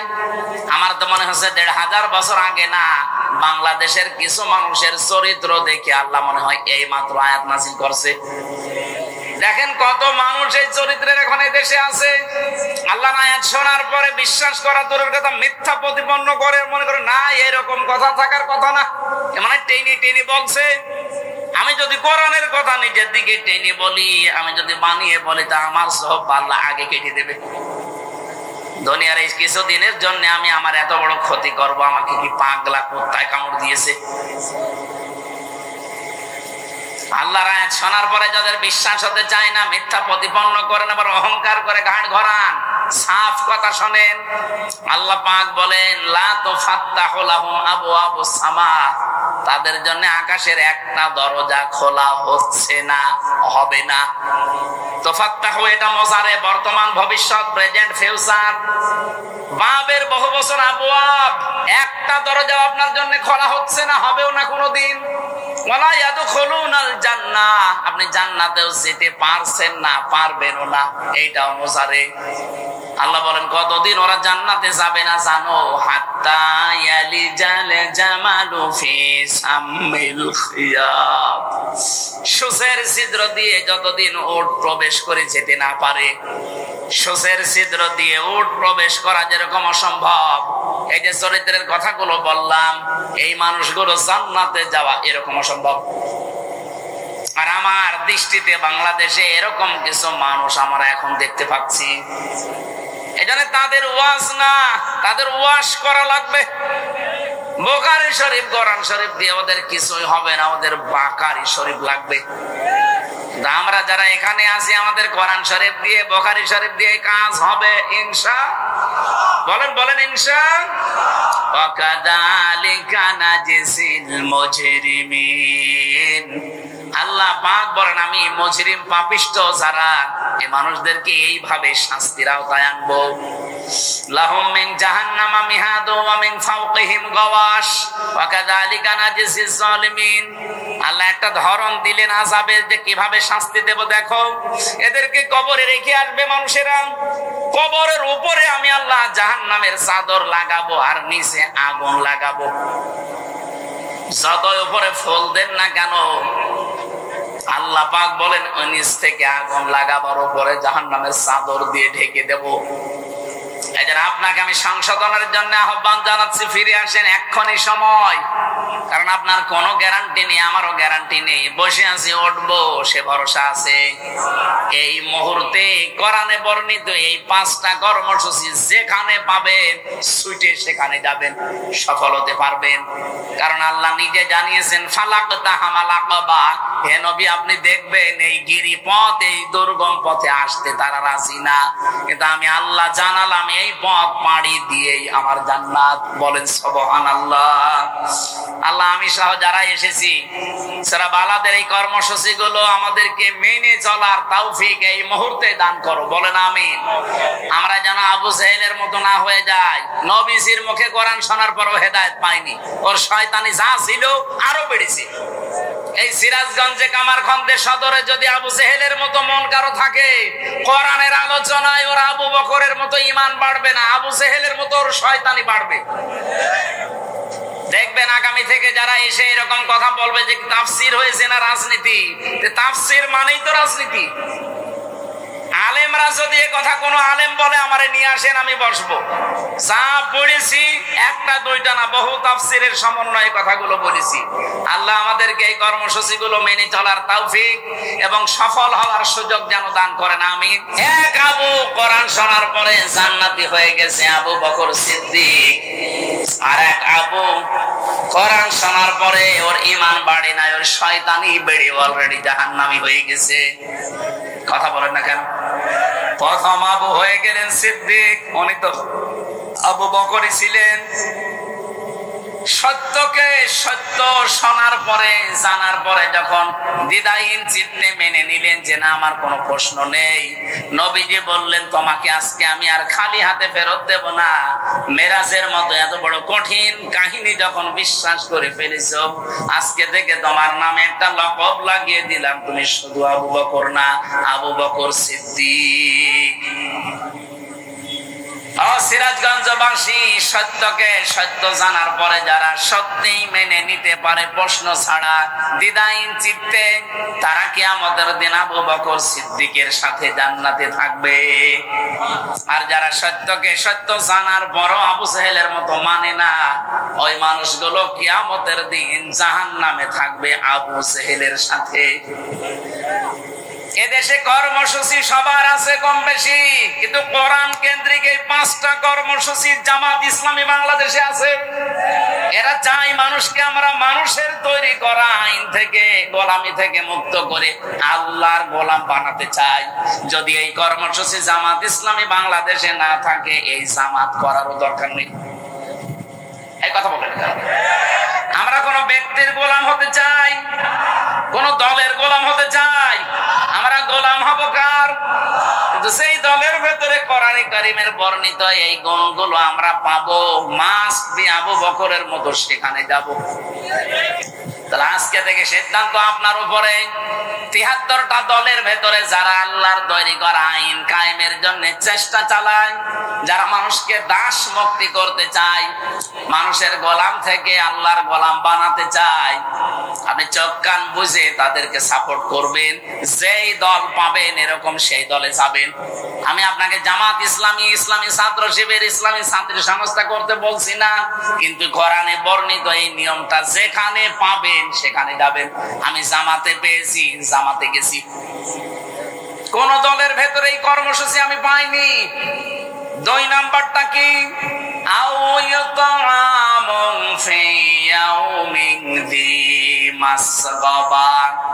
যারা দুর্ভিক্ষের সময় মানুষের খাবার পৌঁছিয়ে দেয়, এই কর্মসূচিটাও বাংলাদেশ জামাত ইসলামীর হাতে আছে। এক কথা বলেন না কেন? এই 14 বছরে তো তারা দেখিয়েছে। এমনকি আগস্টের 5 তারিখের পরে দেখেন, এই যে ফেনীতে, কুড়িগ্রামে, নেত্রকোনায় কি অবস্থা তৈরি হয়েছিল। এদেশে তো কত দল আছে, কই কেউ তো এভাবে এগিয়ে গেল না। 65 বছরের মুরব্বী ডাক্তার শফিকুর রহমান এই পর্যন্ত পানির ভেতরে নেমে খাবার পৌঁছিয়েছে। এটাকে আমি বানালাম? বলেন বলেন। বাস্তবতা আমি যেখানে দেখতে পাচ্ছি যে কোরআনের সাথে এদের জীবন চরিত্র মিলে যাচ্ছে, সেটা বাদ দিয়ে আমি যাব কোথায়? খাবারের ব্যবস্থা করা লাগবে। দুর্ভিক্ষের সময় অসহায় মানুষ যারা, তাদের কাছে কত মানুষের ব্যাংকে টাকা ছাতা পড়ে যায়। 50 কোটি টাকা ব্যাংকে পড়ে আছে, কেন ওখান থেকে 5 কোটি টাকা একটু দুর্ভিক্ষের সময় ছড়িয়ে দেওয়া যায় না? কি করবেন টাকা নিয়ে? এখন যদি চোখ বন্ধ হয়ে যায়, এই টাকায় আপনাকে জাহান্নামে নেওয়ার কারণ হবে। আর না আপনাকে বলে করবো, আপনি তো জাহান্নামে বিশ্বাস করেন না। আপনি তো জাহান্নাম আছে এইটাই বিশ্বাস করেন না, আপনাকে বলে করব কি? আমরা যারা অন্তত বিশ্বাস করি তাদেরকে বলছি, এ জীবনে জীবন শেষ না, আর একটা কিন্তু বিশাল জীবন আসতেছে সামনে। 3 নম্বরে যারা ইয়াতিম, যারা নিজের নিকটের ভেতরে যারা ইয়াতিম, এদের খোঁজ খবর রাখে। বাংলাদেশে কোন দলের কর্মসূচিতে আপনি এইটা পাবেন বলেন? যদিও আমরা যারা জামাত ইসলামী করি এটা 100 ভাগ আমরাও মানতে পারছি না, কিন্তু আমরা চেষ্টা চালাই। আমরা মানতে পারি না কেন? আমাদের পরিবারস্থ এমন লোক আছে যাদের কারণে আমরা সব রক্তের সম্পর্কগুলো 100 ভাগ টিকিয়ে রাখতে পারি না। আজ আমার নিজের ভাইয়ের সাথে আমার সম্পর্ক ভালো না, আমার বোনের সাথে আমার সম্পর্ক ভালো না, এটার ভেতরে যতগুলো কারণ আছে, অন্যতম কারণ আমার পরিবারটা। এদের থেকে আমি সাপোর্ট পাই না, এজন্য আমার রক্তের সম্পর্ক দূরে চলে যায়। এরকম পরিবার দেশে নেই? বলেন বলেন। সিরাজগঞ্জবাসী, বিশেষ করে মেয়েরা যারা এসেছেন তাদেরকে একটু টাচ দেয়। শুধু নামাজ পড়ার, রোজা রাখার, কালো বোরকা পরা ইবাদত না। নবীজি বলেন, কোন স্ত্রী যদি চায় যে আমার স্বামী আরো বেশি দিন বেঁচে থাক, আমার স্বামীর হায়াত বেড়ে যাক, আমার স্বামীর সন্তান সম্পদ আরো বৃদ্ধি পাক, ওই মহিলা যেন স্বামীকে বলে, স্বামী আর যাই করো, রক্তের সম্পর্কগুলো ঠিক রাখো। কিন্তু আজ হাজারো পরিবার এই স্ত্রীর কারণে স্বামী বাধ্য হয় রক্তের সম্পর্ক ছিন্ন করতে। কথা বলেন, কথা বলেন। এই জন্য আমাদের যে রিপোর্ট বই আছে, দেখবেন এখানে একটা ধারায় লেখা আছে, প্রত্যেক সপ্তাহে অন্তত একদিন পারিবারিক বৈঠক করা লাগবে। পারিবারিক বৈঠকে কি আমরা একে অন্যকে কি গোতা দেই? ওখানে কোরআন থেকে হাদিস থেকে পড়ে শোনানো হয়, তালিম করা হয়। অন্তত পরিবারের ভেতরে এই বিশ্বাস যেন জন্ম নেয় যে আমার স্বামী রক্তের সম্পর্কগুলো ঠিক রাখছে আমাদের বাঁচার জন্যই। এই কর্মসূচি আমাদের হাতে নেওয়া লাগবে।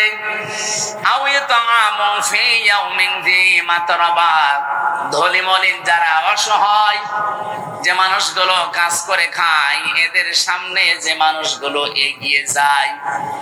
এই যে ভীষণ গরম গেল কয়েকদিন, আমি নিজে দেখেছি কুষ্টিয়াতে বাংলাদেশ জামাত ইসলামী শুধুমাত্র একটা দল পেলাম, এক প্যাকেট স্যালাইন, এক প্যাকেট পানি, এক বোতল পানি আর কিছু শরবত নিয়ে ধুলি মলিন যারা কাজ করে খায়, রাস্তায় থাকে, তাদেরকে নিয়ে এই গরমে খাওয়াচ্ছে। অনেকে আবার টিটকারি করে যে আর কয় টাকা, আপনি কয় টাকা দিয়েছেন? এক বোতল পানি 20 টাকা, একটা স্যালাইন 10 টাকা, 30 টাকা, অন্তত 30টা টাকা করেও তো তারা দিচ্ছে এই গরমে। আপনি কয় টাকা দিয়েছেন? নিজে তো ভালো কাজ করতেই পারে না, যে কেউ করে ও সহ্য করতে পারে না। চট্টগ্রামে যে খাল খননের জন্য, পরিষ্কার করার জন্য যারা দায়িত্বে আছে, ওরা বলেছিল 400 কোটি টাকা দেন, আমরা এই কাজ করব। বাংলাদেশ জামাত ইসলামীর সিংহ পুরুষ আলহাজ শাহজাহান চৌধুরী, সাবেক এমপি, উনি বলেছে 1 টাকাও দেওয়া লাগবে না রাষ্ট্রের। আমরা জামাত ইসলামী 10 টাকা 50 টাকা কালেকশন করে 1 কোটি টাকা দিয়ে এটা পুরো পরিষ্কার করে দেব। অলরেডি দিয়েছেও। তাম দুনিয়া প্রশংসায় ভাসছে। দুঃখজনক হলেও সত্য, যারা ওই যে 400 কোটি টাকা চেয়েছিল, তারা বলছে না, খাল ভালোভাবে পরিষ্কার হয়নি, জুতা দিয়ে পিটানোর দরকার না। তারা একটা টাকা না নিয়ে নিজেদের টাকা দিয়ে পরিষ্কার তো করেছে, আর তোমার কাছে দিলে তুমি 400 কোটি টাকা খেয়ে ফেলতে। প্রশংসা করার তো দূরের কথা, আরো বদনাম করছে। ওরা তো কোরআন থেকে এটা নিয়েছে, ধলি মলিন যারা, মাতরাবা মানে ধলি মলিন যারা রাস্তায় থাকে, যারা কাজ করে খায়, এরকম মানুষের কাছে যারা খাবারের ব্যবস্থা করে পৌঁছিয়ে দেয়, তাদের এই ধোলা মলিন চেহারায় হাসি নিয়ে আসে। এই কর্মসূচি বাংলাদেশে যেই দলে পাবেন, আপনাকে আহ্বান জানালাম, ওই দলে যোগ দেবেন, তাহলে জীবনে সফল হতে পারবেন। অনেক মানুষ এরকম আছে যে না, আমি কোনো কিছুতে নেই, আমি নিরপেক্ষ, এটা একটা টাটকা শয়তান। পৃথিবীর কোন নবী নিরপেক্ষ ছিল না, কোন সাহাবী নিরপেক্ষ ছিল না। আপনাকে যে কোনো একটা পক্ষ নেওয়া লাগবে, হয় শয়তানের না আল্লাহর। এই কথা বলেন না কেন? যারা বলে যে না, আমি কোনো কিছুতে নেই, কিন্তু দলে দলে দেখবেন এমন মানুষকে সাপোর্ট করে যার চরিত্র শয়তানের চাইতে খারাপ। সূরা আরাফের 83 নাম্বার আয়াতটা একটু বাড়িছে, মিলাবেন তো আপনারা? আজকেই মিলাবেন। 8 নাম্বার পারা 20 নাম্বার পৃষ্ঠায় এটা 3 নাম্বার লাইনে আছে, ফাআনজাইনাহু ওয়া আহলাহু ইল্লা ইমরাতাহু কানাত মিনাল গাবিরিন। রব্বুল আলামিন বলেন, ফেরেশতা 2 জন পাঠিয়ে দিলাম আসরের নামাজের সময় লূত নবীর কাছে। বললাম, আল্লাহর নবী, আপনার যে উম্মতরা আছে তাদেরকে নিয়ে আপনি এখান থেকে চলে যান, মাগরিবের সময় এখানে আল্লাহর গজব নাযিল হবে, কিন্তু সাবধান, আপনার স্ত্রীকে নেবেন না। ও সিরাজগঞ্জবাসী, হাদিস থেকে কি বুঝলেন? কোরআনের আয়াত এটা, কি বুঝলেন এখান থেকে? লূত নবীর স্ত্রীর চরিত্র খারাপ ছিল না। পৃথিবীতে কোন নবীর স্ত্রীর চরিত্র খারাপ ছিল না, কারণ হারাম রক্তের ভেতরে আল্লাহ নবীদের রক্ত প্রবেশ করার নাই। লূত নবীর স্ত্রীর নিজের চরিত্র ভালো ছিল, সে চরিত্রহীনা ছিল না, কিন্তু সে তলে তলে চরিত্রহীনদেরকে সাপোর্ট করত। এই জন্য আল্লাহ তাকে ধ্বংস করে জাহান্নামে অলরেডি পাঠিয়ে দিয়েছেন। এই আয়াত থেকে আমরা যেটা প্রমাণ পেয়েছি, শুধু নিজে নামাজ পড়লে রোজা রাখলে পর্দা করলে হবে না। দেখা যায় এমন মানুষকে ভোট দেয়, এমন মানুষকে সাহায্য করে, এমন মানুষের পেছনে থাকে, এমন মানুষকে সাপোর্ট করে যার চরিত্র শয়তানের চাইতেও খারাপ, যার জীবনে কোনো আল্লাহর বিধান নেই, যার পরিবারে আল্লাহর বিধান মানে না, সমাজে আল্লাহর বিধান মানে না, অর্থনীতিতে আল্লাহর বিধান মানে না, এরকম আল্লাহ বিরোধী সীমা লঙ্ঘনকারী মানুষকে আপনি সাপোর্ট দেন, আপনার অবস্থা লূত নবীর স্ত্রীর মতোই হবে। এই জন্য এটা দুনিয়ার কাজ মনে করে ছেড়ে যাওয়ার কোনো কারণ নেই, এটা আখিরাতের কাজ। মাইয়াশফা শাফাআতান হাসানাতান ইয়াকুল্লাহু নাসিবুম মিনহা ওয়া মাইয়াশফা শাফাআতান সাজ্জিয়াতান ইয়াকুল্লাহু কিফলুম মিনহা। এই পৃথিবীর ময়দানে কেউ যদি ভালো কোনো কাজে সুপারিশ করে, সাহায্য করে, ভোট দেয়, রায় দেয়, সমর্থন জানায়, পেছনে থাকে, ও লোকটা ভালো কাজ করে যা পাবে আপনি শুধু সুপারিশ করে তাই পাবেন। বাংলাদেশে 300 এমপির ভেতরে 151 জন এমপি যদি এবার কোরআন বুকে নিয়ে সংসদে যেতে পারে, অধ্যাপক জাহিদুল ইসলাম তার ভেতরে মনে করেন একজন, এই 300-র ভেতরে মাত্র 151 জন যদি এবার যেতে পারে, ওনারা কোরআন বুকে নিয়ে প্রথম অধিবেশনে বলবে, মাননীয় স্পিকার আমরা নামাজের বিল চাই। বলবে না? যদি না বলে ভোট দেবেন না, কারণ এইটা ওনাদের একেবারে কড়াকড়ি লেখা আছে, আল্লাযীনা ইম্মাক্কান্নাহুম ফিল আরদ আকামুস সালাহ 31-41।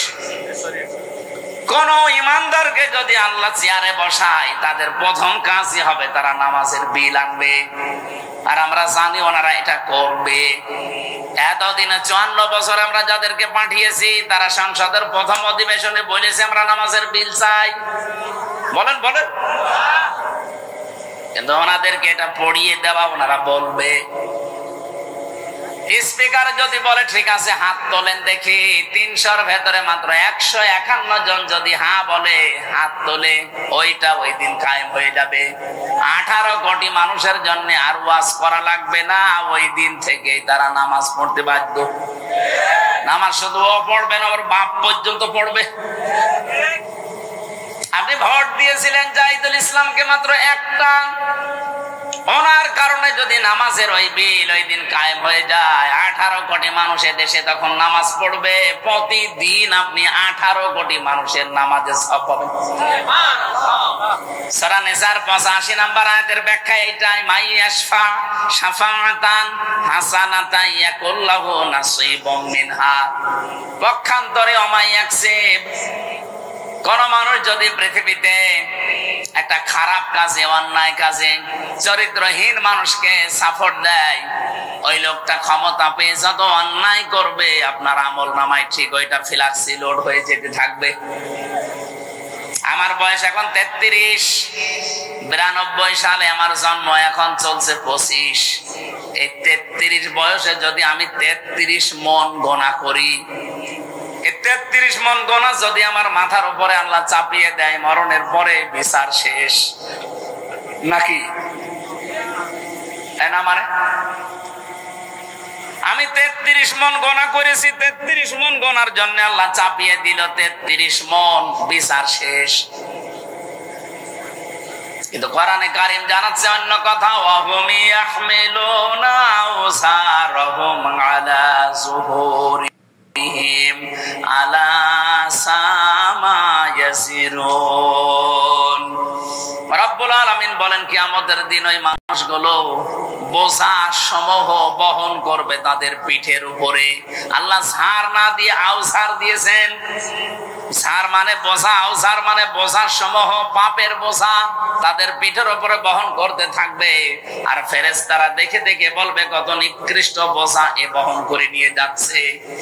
আমি এখান থেকে যে শিক্ষাটা তাফসীর থেকে পেয়েছি, আমার নিজেরটাই বললাম মনে করেন। 33 বছর বয়সে আমি 33 মন গোনা করেছিলাম, আল্লাহ আমাকে চাপিয়ে দিয়েছে। কিন্তু এমন এমন গোনার কাছে রাঞ্জাম আমি দুনিয়ায় রেখে গেলাম, আমি মরে গেলাম কিন্তু গোনা এখনো মরে যায়নি।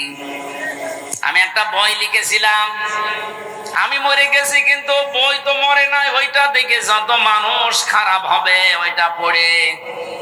যে হুমায়ুন আহমেদ একটা বই লিখেছিল, ওইটা দিয়ে সিনেমা তৈরি হয়েছে, পবিত্র ভালোবাসা। বিয়ের আগে যত সুন্দর ভালোবাসায় হোক ওটা পবিত্র থাকে, ভালোবাসা তো হবে বিয়ের পর। কিন্তু যারা বিয়ের আগে ভালোবাসা করে এটাকে পবিত্র রাখে না, অপবিত্র করে ফেলে। ওইটা দিয়ে সিনেমা বানিয়েছে একজন মুসলমান মেয়ে আর হিন্দু ছেলেকে দিয়ে। আমি উপন্যাসে পড়েছিলাম সেইটাই নাকি সিনেমা তৈরি করেছে। ওটা বিভিন্ন ভাষায় ডাবিং হয়ে বিভিন্ন দেশে মানুষ দেখছে। একজন মুসলিম মেয়েকে, বোরকাওয়ালা মেয়েকে, পর্দাশীলা মেয়েকে কি করে কালার করা যায় সেইটা লিখেছে। বলেন তো এই লোকটা মরে গেছে কতদিন আগে, কিন্তু এই বইটা তো মরে যায়নি। ওর লিখিত জিনিস নিয়ে যত রকমের কত কিছু তৈরি হবে। আর মুসলমানের ফরজ একটা বিধান পর্দা, এটা নিয়ে বিশ্বের বিভিন্ন মানুষ খারাপ ধারণা করবে। উনি হয়তো 80 বছর বয়সে মরে গেছে, 80 মন গোনা ছিল ওনার। কিয়ামত আসতে আসতে 80 মন থাকবে না, 80,000 মন হয়ে যাবে। আমি তো বাংলাদেশে আয়াত পড়ার পরে দেখি বহু মানুষ এমন আছে নিজের জীবনে হয়তো 100 মন গোনা করেছিল, কিয়ামতের দিন 100,000 মন নিয়ে উঠবে। এই কারণে এই জন্য এমন মানুষকে সাপোর্ট করা ঠিক না, তার পেছনে থাকা ঠিক না। আপনি হয়তো মরে গেলেন, সেই লোকটাও মরে গেল, কিন্তু সে এমন এমন কাজের আঞ্জাম দিয়েছে। আমরা শুধু শুনি যে সাত গায়ে জারিয়া, না, শুধু সাত গায়ে জারিয়া নেই, গোনায় জারিয়া আছে। কি কথা বলেন? খালি মরে গেলে সাত গায়ে জারিয়া সব যেতে থাকে, সুবহানাল্লাহ আলহামদুলিল্লাহ পড়লাম। আরে ভাই, গোনায় জারিয়াও তো আছে। আমি এমন একটা দল তৈরি করলাম, আমি মরে গেছি কিন্তু দল তো মরে যায়নি। ওই দলে যারা আছে তারা সাদাবাজি করে না, এরকম দল দেশে নেই? আসতে বলে এমন একটা দল আমি বানিয়েছি যারা মানুষের বাড়ি ঘর ভেঙে দেয়, আগুন লাগিয়ে দেয়, যাদের ধর্ষণে সেঞ্চুরি করে, মানুষের পায়ের রগ কেটে দেয়। এইরকম মানুষগুলো আমি রেখে গেলাম। আমি তো নেই কিন্তু দল তো আছে। আমি হয়তো 50 মন গোনা করে মরে গেছি, কিয়ামতের দিন যখন উঠবো তখন গোনা হবে 50,000 মন।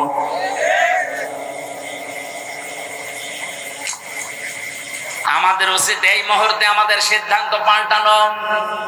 যারা আজ মানুষের পাশে দাঁড়ায়, এতিম অসহায়, এই মানুষগুলোকে যারা দেখাশোনা করে, তাদের দারিদ্র মুক্ত করার জন্য যারা চেষ্টা চালায়, এরা যেহেতু কোরআন বলছে সফল হবে, আমাদের নাক কান বুঝে তাদের সাপোর্ট দেওয়া দরকার। এরপরেও যদি কারো মনে না লাগে, সূরা বালাদ যেন সে বাড়ি যেয়ে পড়ে, সুম্মা কানা মিনাল্লাযীনা আমানু ওয়া তাওয়াসাউ বিস-সাবরি ওয়া তাওয়াসাউ বিল মারহামা। রব্বুল আলামিন বলেন, এরপরে মানুষগুলো যদি ঈমান আনে, ধৈর্য ধারণ করে, আর একে অপরকে রহমের, সবরের উপদেশ বাণী শোনায়, উলাইকা আসহাবুল মাইমানা, এই মানুষগুলোই দুনিয়াতে সফল, সৌভাগ্যশালী। জোরে বলেন সুবহানাল্লাহ। কোরআনে বর্ণিত এই 5টা কর্মসূচি যেই দলে পাবেন, ওই দলে যোগ দেওয়ার জন্য আপনাকে আমি হাতে পায়ে ধরে বলছি, কারণ আল্লাহ বলেন এরা সফল। ওয়াল্লাযীনা কাফারু বিআয়াতিনা, আর যারা কাফের, আল্লাহর আয়াতকে যারা মিথ্যা প্রতিপন্ন করে, আল্লাহর আয়াতের সাথে যারা গাদ্দারি করে, সীমা লঙ্ঘন করে, কোরআনে কারীম বলে উলাইকা আসহাবুল আলাইহিম নারুম মুকসাদা, তাদের উপর আমি জাহান্নামের আগুনগুলো স্থায়ী করে দেব। হুম আসহাবুল মাশআমা, এইগুলোই দুর্ভাগা। এই মানুষগুলোই হতভাগা, এদের দুনিয়া আখিরাত দুইটাই ধ্বংস হয়ে গেছে। আল্লাহ আমাদের এরকম হতভাগ্য যেন না করেন, বলেন আমিন। আফসোস লাগে আমার কোরআনের আয়াত দিয়ে ব্যাখ্যা করে করে কথা বলার পরও মানুষের মন আমি পাই না। আমার মনে হয় নবীজি যদি এখন আসতেন, কোরআনের সূরা বালাদ থেকে তাফসীর করলে বহু মানুষ নবীকে পর্যন্ত রাজাকার বলে গালি দিত। বলেন ইন্নাল্লাযীনা কাযযাবু বিআয়াতিনা ওয়াস্তাকবারু আনহা, নিশ্চয় যারা আল্লাহর আয়াত শোনার পরে মিথ্যা মনে করে, ওর বিশ্বাস হতে চায় না, ওয়াস্তাকবারু আনহা, এবং অহংকার করে মুখ ফিরিয়ে চলে যায়। আমার তো মনে হচ্ছে ১৫০০ বছর আগে না, বাংলাদেশের কিছু মানুষের চরিত্র দেখে আল্লাহ মনে হয় এই মাত্র আয়াত নাযিল করছে। দেখেন কত মানুষ এই চরিত্রের এখন এই দেশে আছে। আল্লাহ আয়াত শোনার পরে বিশ্বাস করা দূরের কথা, মিথ্যা প্রতিপন্ন করে, মনে করে না এরকম কথা থাকার কথা না, মানে টেনে টেনে বলছে। আমি যদি কোরআনের কথা নিজের দিকে টেনে বলি, আমি যদি বানিয়ে বলি, তা আমার সব আল্লাহ আগে কেটে দেবে। দুনিয়ার এই কিছু দিনের জন্য আমি আমার এত বড় ক্ষতি করব, আমাকে কি পাগলা কুত্তায় কামড় দিয়েছে? আল্লাহর আয়াত শোনার পরে যাদের বিশ্বাস হতে চায় না, মিথ্যা প্রতিপন্ন করেন, আবার অহংকার করে ঘাট ঘরান, সাফ কথা শোনেন। আল্লাহ পাক বলেন লা তুফাত্তাহু লাহুম আবওয়াবুস সামা, তাদের জন্য আকাশের একটা দরজা খোলা হচ্ছে না, হবে না। তুফাত্তাহু এটা মুজারে, বর্তমান ভবিষ্যৎ, প্রেজেন্ট ফিউচার, বাবের বহু বছর আবওয়াব, একটা দরজা আপনার জন্য খোলা হচ্ছে না, হবেও না কোনোদিন। ওয়ালা ইয়াদখুলুনাল জান্নাহ, আপনি জান্নাতেও যেতে পারছেন না, পারবেনও না, এইটাও মুজারে। আল্লাহ বলেন কতদিন ওরা জান্নাতে যাবে না জানো? হাত্তা ইয়ালিজাল জামালু ফি সামিল খিয়াত, সূচের ছিদ্র দিয়ে যতদিন উট প্রবেশ করে যেতে না পারে, সূচের ছিদ্র দিয়ে উট প্রবেশ করা যেরকম অসম্ভব, এই যে চরিত্রের কথাগুলো বললাম, এই মানুষগুলো জান্নাতে যাওয়া এরকম অসম্ভব। আর আমার দৃষ্টিতে বাংলাদেশে এরকম কিছু মানুষ আমরা এখন দেখতে পাচ্ছি। এখানে তাদের ওয়াজ না, তাদের ওয়াজ করা লাগবে। বুখারী শরীফ, কোরআন শরীফ দিয়ে ওদের কিছুই হবে না, ওদের বুখারী শরীফ লাগবে। আমরা যারা এখানে আছি, আমাদের কোরআন শরীফ দিয়ে, বুখারী শরীফ দিয়ে কাজ হবে ইনশাআল্লাহ। বলেন বলেন ইনশাআল্লাহ। ওয়া কাযালিকা নাজিসিল মুজরিমিন, আল্লাহ পাক বলেন আমি মুজরিম পাপিষ্ঠ যারা, এই মানুষদেরকে এইভাবে শাস্তির আওতায় আনবো। লাহুম মিন জাহান্নামা মিহাদু ওয়া মিন ফাওকিহিম গাওয়াশ ওয়া কাযালিকা নাজিসিজ জালিমিন। আল্লাহ একটা ধরন দিলেন আযাবের, যে কিভাবে শাস্তি দেব দেখো। এদেরকে কবরে রেখে আসবে মানুষেরা, কবরের উপরে আমি আল্লাহ জাহান্নামের চাদর লাগাবো আর নিচে আগুন লাগাবো। যতই উপরে ফুল দেন না কেন, আল্লাহ পাক বলেন ওই নিচ থেকে আগুন লাগাবার উপরে জাহান্নামের চাদর দিয়ে ঢেকে দেব। এই জন্য আপনাকে আমি সংশোধনের জন্য আহ্বান জানাচ্ছি, ফিরে আসেন এক্ষুনি সময়। কারণ আপনার কোনো গ্যারান্টি নেই, আমারও গ্যারান্টি নেই। বসে আছি, উঠবো সে ভরসা আছে। এই মুহূর্তে কোরআনে বর্ণিত এই 5টা কর্মসূচি যেখানে পাবেন ছুটে সেখানে যাবেন, সফল হতে পারবেন। কারণ আল্লাহ নিজে জানিয়েছেন ফালাকতা হামাল আকাবা, হে নবী আপনি দেখবেন এই গিরিপথ, এই দুর্গম পথে আসতে তারা রাজি না, কিন্তু আমি আল্লাহ জানালাম এই পথ পাড়ি দিয়েই আমার জান্নাত। বলেন সুবহানাল্লাহ। আল্লাহ আমি সহ যারা এসেছি, সূরা বালাদের এই কর্মসূচি গুলো আমাদেরকে মেনে চলার তৌফিক এই মুহূর্তে দান করো। বলেন আমিন। আমরা যেন আবু জাহেলের মতো না হয়ে যাই।